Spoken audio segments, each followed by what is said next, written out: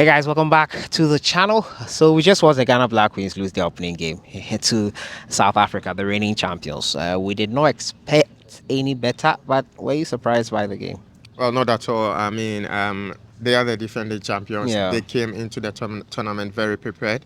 They are looking at defending the competition, and they have a very experienced side. Led by Desiree Ellis. There is also Rafilo Jane, who's been at the Africa Cup of Nations before, won it the last time around. There is Andli Dlamini, who is the goalkeeper, very experienced, won the CAF Women's Africa Cup of CAF Women's Champions League as well as the Africa Women's Cup of Nations. So it is a very, very experienced side compared to our side, which is quite inexperienced. These are players that are playing in their first Women's Africa Cup of Nations. You know, we've not qualified for this competition for the last two times. And so these are young players coming together. The likes of Doris Boedua, Comfort Yeboah she's a teenager. She's just 18 years old. There is also the likes of Grace Asantua and the rest. And so it is a new side. But then, coming up against a team like South Africa, we all know they are a force to reckon with on the continent. Very strong. Their women's football has really, really developed. And so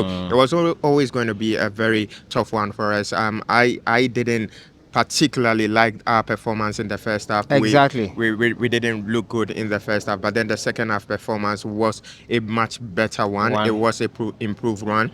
We struck the post twice in the second half, created a number of chances. Unfortunately, we didn't look very sharp in attack. Scored. Yeah, we should have scored at least one goal, but it didn't happen. Al Qatar have announced Ghanaian Christopher Babos, who also Kudus Mohammed is just speaking with Tottenham Hotspur. He's keen on that move. We'll talk about that today.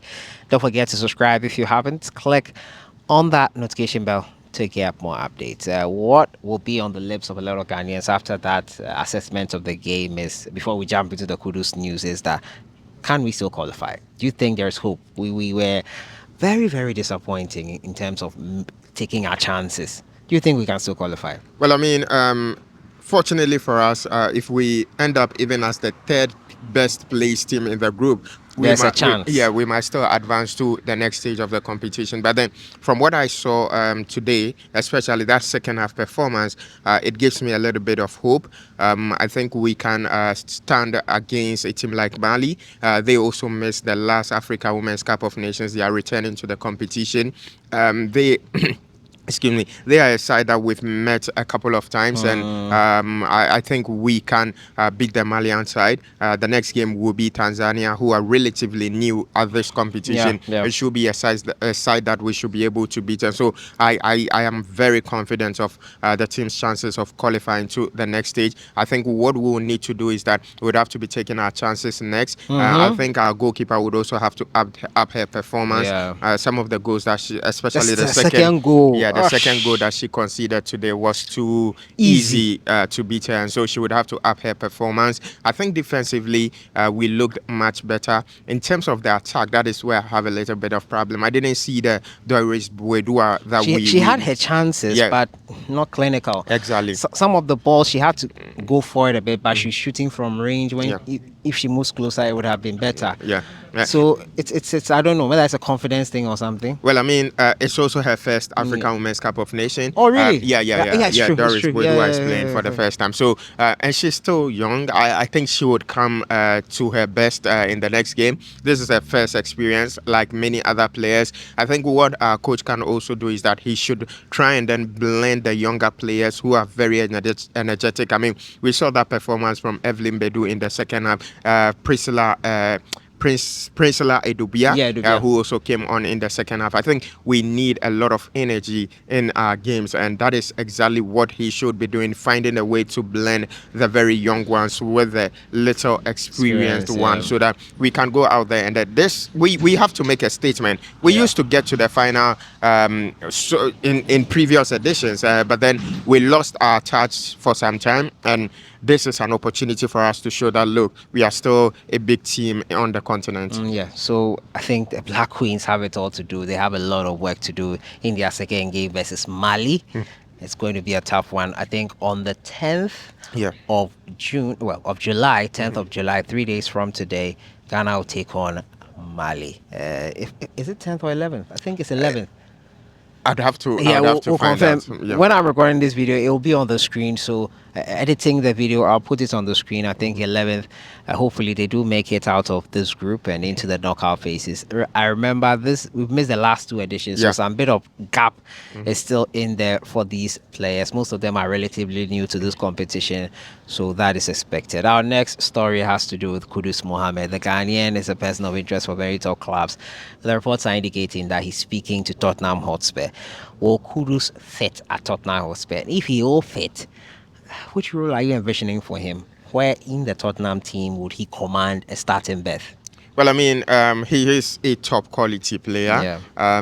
In the last 2 years that we've seen him in the English Premier League, he's shown that he is a player that can play in a lot of positions. We've seen him play as a striker at West Ham. We've seen him play from the left flank. We've seen him play from the right flank, and Through the middle as well. exactly through the middle as well.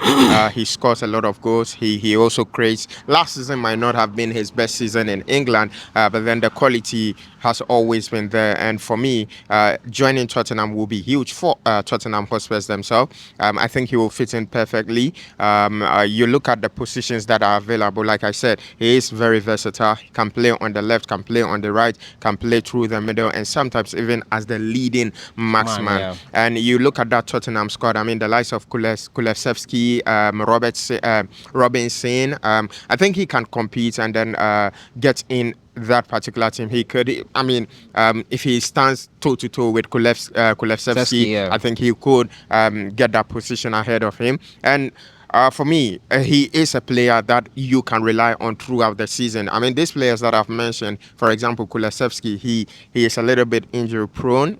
He wouldn't give you his best throughout the entire season. Sometimes injury knocks in. But then with someone like Mohamed Kudus, the last 2 years, he's played over 50 games in the Premier League. Wow, Just amazing. his second Yeah. season. And so that should tell you the kind of player he is. And he almost regularly plays 90 minutes. And so physically very fit, mentally strong. I think he will fit in very, very well. And the good thing is that a club like Tottenham Hotspur will be playing in the UEFA Champions League, which for me is huge. That is It's where huge. we want to It's see a bargain Mohamed Kudus. he has to take. So Yeah. I think he will fit in nicely at Tottenham Hotspur. It will be a great place for him. He's only speaking to them. Clearly, Yeah. he's interested in this project. Thomas Frank is coming in new. If he's pushing for that move, it means that he has seen something. He's with a new agency in Roof. Frank is also German. So I think maybe they are written in the stars, this one here. Yeah. It's probably written in the stars. We hope Kudus Mohammed is going to make a mark in Tottenham Hotspur. He's made a mark in the Premier League in his first season already, so fingers crossed for Kudus Mohammed. Al Qatar have announced a young man. I think the move is through. What do you expect for him in the Saudi league? Well, I mean, he's going to butcher that league.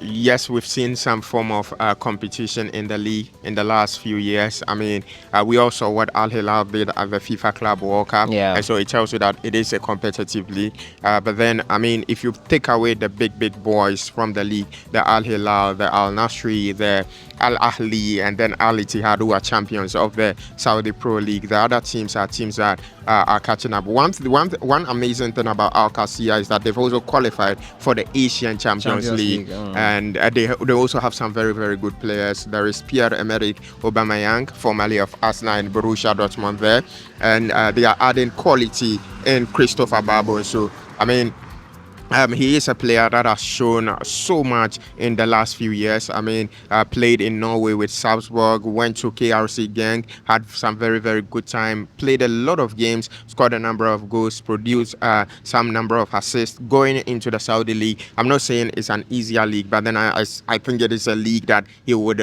feature prominently and then make a mark for himself. It is good for him, apart from the fact that he will be playing regularly and then getting some good game time. He would also look at the financial aspect as well. He's going to be making some very, very good money. It was good business for KRC Gang. On a personal level, it is also good business for him. Yes, I know a lot of Ghanaians will be complaining about the fact that he's just 20 years old and shouldn't have moved to Saudi Arabia. But then the thing is that football has its own interesting ways of doing, of making things happen. I've said this here before and I'll say it again. We got the best of Hassan Wajan when he went to to Asia. And so who knows? Maybe we'll get the We'll get best the of best, Christopher hopefully. Fingers Babonsu. crossed. Yeah, but then there is also this argument.